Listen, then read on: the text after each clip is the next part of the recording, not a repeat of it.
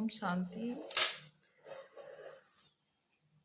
आज का चैप्टर है मार्ग में बाधाएं। माना जीवन में बहुत सारी समस्याएं बाधाएं आती है, इसके बारे में ಇವತ್ತಿನ ಚಾಪ್ಟರ್ ಇದೆ। ನಮ್ಮ ಜೀವನದ ಮಾರ್ಗದಲ್ಲಿ ಜೀವನದ ದಾರಿಯಲ್ಲಿ ಅಡೆತಡೆಗಳು ಬಾಧೆಗಳು। मार्ग में बाधाएं तो अवश्य ही आएगी, ये तो भावी है, ड्रामा में फिक्स है। अर्थात परेशान होना जरूरी नहीं है। ಅಂದರೆ ನಮ್ಮ ಜೀವನದ ಮಾರ್ಗದಲ್ಲಿ ಅಡೆತಡೆಗಳು ಸಮಸ್ಯೆಗಳು ಅಂತೂ ಕಂಪಲ್ಸರಿ ಖಂಡಿತ ಬಂದೇ ಬರ್ತವೆ। ಆದರೂ ಇದರಲ್ಲಿ ನಾವು ದುಃಖಿ ಪಡೋದು टेंशनದಲ್ಲಿ ಬರೋದು ಅವಶ್ಯಕತೆ ಇಲ್ಲ। किसी भी प्रकार की चिंता आपकी शांति का हास्य करती है, माना आपकी शांति को नष्ट करती है, आपकी शक्ति को नष्ट करती है। ಯಾವುದೇ ಪ್ರಕಾರದ ಚಿಂತೆಗಳು ಅದರಿಂದ ಮೂಡ್ ಆಫ್ ಮಾಡಿದ್ರೆ, ಅದರಿಂದ ನಾವು ದುಃಖ ಪಟ್ಟರೆ ಇದು ನಮ್ಮ ಶಕ್ತಿಗೆ ನಮ್ಮ ಶಾಂತಿಗೆ ಕಡಿಮೆ ಮಾಡುತ್ತೆ। ಅಂದರೆ ಉದಾಹರಣೆವಾಗಿ ಆತ್ಮದ ಶಕ್ತಿಗೆ ಕೊರತೆ ಆಗುತ್ತೆ, ಕಡಿಮೆ ಆಗುತ್ತೆ। परिस्थिति को कभी कठिनाई मत समझे या प्रश्न कभी मत करे कि ऐसे क्यों हुआ। ಪರಿಸ್ಥಿತಿ ಯಾವತ್ತು ನಾವು ಇದು ಸಮಸ್ಯೆಗಳು ತುಂಬ ಕಠಿಣವಾದುದು ಈ ಥರ ತಿಳ್ಕೊಬೇಡ್ರಿ। ಯಾಕೆಂದರೆ ಯಾವತ್ತು ಪ್ರಶ್ನೆನೂ ಸಹ ಈ ಥರ ಮಾಡಬೇಡ್ರಿ, ಇದು ಯಾಕಾಯಿತು, ಇದು ಆಗಬಾರ್ದಾಗಿತ್ತು ಅಂತ ಹೇಳಿ। ಕಬಿ ಯಾ ಮಹಸೂಸ್ ನಾ ಕರೆ ಕಿ ಆಪ್ ಅಕೇಲೆ, ಮತ್ತು ಯಾವತ್ತು ಈ ಥರ ಫೀಲ್ನೂ ಸಹ ಮಾಡ್ಕೋಬೇಡ್ರಿ, ನಾನು ಒಬ್ಬರೇ ಇದ್ದೀನಿ, ನನ್ನ ಜೊತೆಲಿ ಯಾರೂ ಇಲ್ಲ, ಸಹಯೋಗಿ ಯಾರೂ ಇಲ್ಲ ಅಂತ ಹೇಳಿ।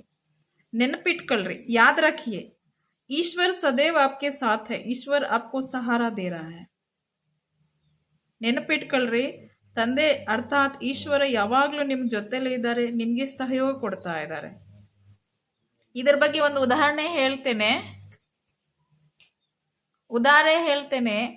ಇಲ್ಲಿವರೆಗೂ ನಿಮ್ಮ ಜೀವನದಲ್ಲಿ ಎಷ್ಟೆಲ್ಲ ಸಮಸ್ಯೆಗಳು ಬಂದಿರೋದು, ಆದರೂ ಪಾರ್ ಆಗಿದ್ದಾನೆ, ಅದು ಪಾರ್ ಮಾಡಿರೋದು ಯಾರು ನಿಮ್ಮ ಜೊತೆಲಿ?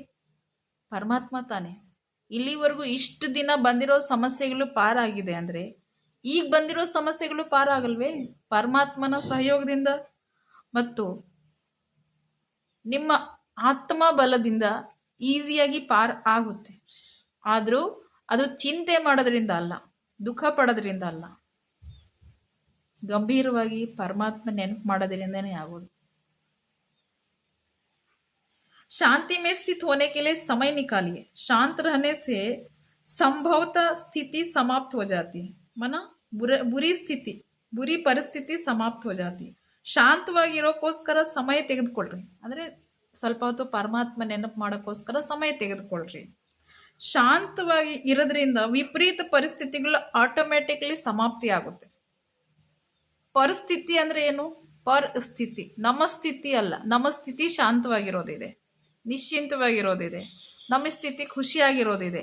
ಪರಿಸ್ಥಿತಿ ಅಂದರೆ ಅದು ನಮ್ಮಲ್ಲಿ ಇರೋದು ಅವಗುಣಗಳಿದೆಯಲ್ಲ, ಮತ್ತು ಬೇರೆಯವರಿಂದ ಪರಿಸ್ಥಿತಿಗಳು ಅದೇನು ಮಾಡುತ್ತೆ, ನಮಗೆ ಅಲ್ಲಾಡಿಸುತ್ತೆ। ಅದಕ್ಕೆ ಪರಿಸ್ಥಿತಿ ಬರೋದು ನಮಗೆ ಅಲ್ಲಾಡ್ಸೋಕ್ಕೆ, ನಾವು ಅಲ್ಲಾಡ್ದಿರ ಇದ್ರೆ ಪರಿಸ್ಥಿತಿ ಆಟೋಮೆಟಿಕ್ಲಿ ಹೊರಟೋಗುತ್ತೆ। ಅದು ನಾನು ಯಾರಿಗೆ ಅಲ್ಲಾಡಿಸೋದು?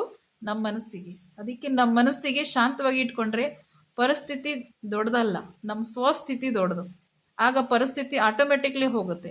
ಉದಾಹರಣೆವಾಗಿ ನಾವು ಏರೋಪ್ಲೇನ್ಗೆ ಹೋಗ್ತಾ ಇರ್ತೀವಿ, ಆಗ ಕೆಳಗಡೆ ಇರೋದು ಬೆಟ್ಟ ಗುಡ್ಡಗಳು, ಅಪಾರ್ಟ್ಮೆಂಟ್ಗಳು, ಮನೆಗಳು ಚಿಕ್ಕ ಚಿಕ್ಕ ಬೆಂಕಿ ಪಟ್ಟಣ ಥರ ಕಾಣಿಸುತ್ತೆ।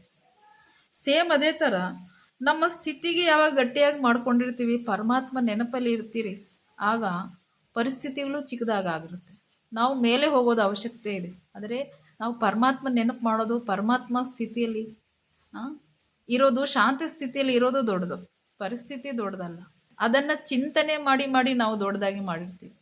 ಅಂದರೆ ಚಿಂತನೆ ಅಂದರೆ ಹೇಗೆ ರೀತಿ ಜ್ಞಾನದ ಚಿಂತನೆ ಮಾಡ್ತೀವಿ, ಯಾರಾದರೂ ಏನನ್ನ ಹೇಳಿರ್ತಾರೆ ಅದನ್ನು ಪದೇ ಪದೇ ಚಿಂತನೆ ಮಾಡ್ತಾ ಇರ್ತೀವಿ, ಅದೇ ಥರ ಪರಿಸ್ಥಿತಿಗೂ ಮಾಡ್ತೀವಿ। ಅದರ ಬಗ್ಗೆ ಪರಮಾತ್ಮರವರು ತಂದೆಯವರು ಮಹಾವಾಕ್ಯದಲ್ಲಿ ಏನು ಹೇಳಿದ್ದಾರೆ? ಮಜ್ಜಿಗೆ ಕಡಿದ್ರೆ ಏನೂ ಸಿಕ್ಕಲ್ಲ, ನೀರು ಕಡಿದ್ರೆ ಏನೂ ಸಿಕ್ಕಲ್ಲ, ಆದರೂ ಹಾಲು ಮೊಸರು ಕಡಿದ್ರೆ ಬೆಣ್ಣೆ ಸಿಗುತ್ತೆ। ಸೇಮ್ ಅದೇ ಥರ ಮಜ್ಜಿಗೆ ಮತ್ತು ನೀರು ಸಮಾನ, ಪರಿಸ್ಥಿತಿಗಳು, ಚಿಂತೆಗಳು ಇದು ಮಾಡೋದು ಬಿಟ್ಬಿಟ್ಟು ಹಾಲು ನೀರು ಅರ್ಥಾತ್ ಪರಮಾತ್ಮನ ಮಹಾವಾಕ್ಯ ಕಡಿಬೇಕು, ಅರ್ಥಾತ್ ಚಿಂತನೆ ಮಾಡಬೇಕು. ಪರಮಾತ್ಮ ನೆನಪು ಮಾಡೋದ್ರಿಂದ ಬೆನ್ನೆ ಸಿಗುತ್ತೆ, ಅರ್ಥಾತ್ ಸುಖ ಸಿಗುತ್ತೆ. ಪರಿಸ್ಥಿತಿಯಿಂದ ಅಲ್ಲ ತಾನೆ. ಅದಕ್ಕಾಗಿ ಏನು ಮಾಡಬೇಕು, ಪರಿಸ್ಥಿತಿ ಬರುವಾಗ ನಾವು ಸ್ವಸ್ಥಿತಿಯಲ್ಲಿ ಸ್ಥಿತರಾಗಿ ಪರಮಾತ್ಮ ಏನು ಹೇಳಿದ್ದಾರೆ ಪರಿಸ್ಥಿತಿ ಬರುವಾಗ ಅದನ್ನು ಚಿಂತನೆ ಮಾಡ್ರಿ, ಶಾಂತವಾಗಿರಿ. ಪರಿಸ್ಥಿತಿ ಆಟೋಮೆಟಿಕ್ಲಿ ಹೆಂಗೆ ಬಂದಿರೋದು ಹಾಗೆ ಹೊರಟು ಹೋಗುತ್ತೆ. अपने पुनः शक्ति भरे, अपने में पुनः शक्ति भरे, अपने बाधाएं, आपकी बाधाएं आप अपनी गलतियों के कारण आती है. ನೋಡಿ ಏನು ಹೇಳ್ತಿರೋದು, ನಿಮ್ಮಲ್ಲಿ ಮತ್ತೆ ಮತ್ತೆ ಶಕ್ತಿಗಳು ತುಂಬಿಸ್ಕೊಳ್ರಿ. ಏಕೆಂದರೆ ನೀವು ವೀಕ್ ಇದ್ದಾಗನೇ ನಿಮ್ಮ ಪರಿಸ್ಥಿತಿಗಳು ಬರುತ್ತೆ. ನಿಮ್ಮ ಪರಿಸ್ಥಿತಿಗಳು ನಿಮ್ಮಲ್ಲಿ ಕೊರತೆಗಳು ಇದೆಯಲ್ಲ ಅದು ಕಾರಣದಿಂದನೇ ಬರೋದು. ಅಂದರೆ ನಮ್ಮ ಕೆಟ್ಟ ಸಂಸ್ಕಾರ, ಕೆಟ್ಟ ನಡತೆಗಳು, ಕೆಟ್ಟ ಅವಗುಣಗಳು ಯಾವುದಾದ್ರೂ ಇರುತ್ತಲ್ಲ, ಆ ಸಂಸ್ಕಾರ ತಕ್ಕಂತೆಯೇ ಪರಿಸ್ಥಿತಿಗಳು ಬರೋದು ಅಂತ ಹೇಳ್ತಿರೋದು. ಅಪ್ನಿ ಅಪ್ನಿ ಗಲ್ತಿಗೆ ಕಾರಣ ಕಿಸಿ ಅನ್ಯಕ್ಕೆ ಬಾಧಾ ಮತ್ ಬನೆ. ನಿಮ್ಮಲ್ಲಿ ಕೊರತೆಗಳಿಗೆ ಬೇರೆಯವ್ರಿಗೆ ಹೊಣೆ ಮಾಡ್ಕೋಬೇಡ್ರಿ ಮತ್ತು ಬೇರೆಯವ್ರ ದಾರಿಗೆ ಅಡೆತಡೆ ಮಾಡ್ಕೋಬೇಡ್ರಿ. ನನಗೆ ಹಿಂಗೆ ಮಾಡಿದ್ರು ನಾನು ಸಹ ಹಿಂಗೆ ಮಾಡ್ತೀನಿ. ಅದು ಏನಾಗುತ್ತೆ, ಕರ್ಮ ಲೆಕ್ಕಾಚಾರ ಬೆಳೆಯುತ್ತೆ. ನಾನು ಮಾಡಿರೋ ಕರ್ಮ ನಾನು ಅನುಭವಿಸ್ತಾ ಇದ್ದೇನೆ, ಇನ್ನೂ ಬೇರೆಯವ್ರಿಗೆ ಅಡೆತಡೆ ಮಾಡಿದ್ರೆ ಇನ್ನೂ ಜಾಸ್ತಿನೇ ಆಗುತ್ತೆ ವಿನ ಕಡಿಮೆ ಆಗಲ್ಲ. ಅದಕ್ಕೋಸ್ಕರ ಬೇರೆಯವ್ರ ಮೇಲೆ ಹೊಣೆನೂ ಮಾಡಬೇಡ್ರಿ, ಬೇರೆಯವ್ರ ಮೇಲೆ ಆರೋಪನೂ ಹಾಕಬೇಡ್ರಿ. ಇನ್ನೊಂದು, ನಮಗೆ ನಾವು ಎಕ್ಸೆಪ್ಟ್ ಮಾಡಿ ಏನು ಮಾಡಬೇಕು, ನಮಗೆ ನಾವು ತಿದ್ಕೋಬೇಕು. ಅದಕ್ಕೆ ತಂದೆ ಮುರಳಿಯಲ್ಲಿ ಹೇಳ್ತಾರಲ್ಲ, ಚೆಕ್ ಆ್ಯಂಡ್ ಚೇಂಜ್. ಚೆಕ್ ಮಾಡಿ ಮತ್ತೆ ಅದನ್ನು ಪರಿವರ್ತನೆ ಮಾಡೋದು ಕಲೀರಿ. ಆಗ ಪರಿಸ್ಥಿತಿ ಅಲ್ಲ, ನಮ್ಮ ಸ್ವಸ್ಥಿತಿ ಗಟ್ಟಿಯಾಗುತ್ತೆ ಮತ್ತು ನಮ್ಮಲ್ಲಿ ಪರಿವರ್ತನೆ ಆಗೋದು ಒಂದು ಅವಕಾಶ ಸಿಗುತ್ತೆ.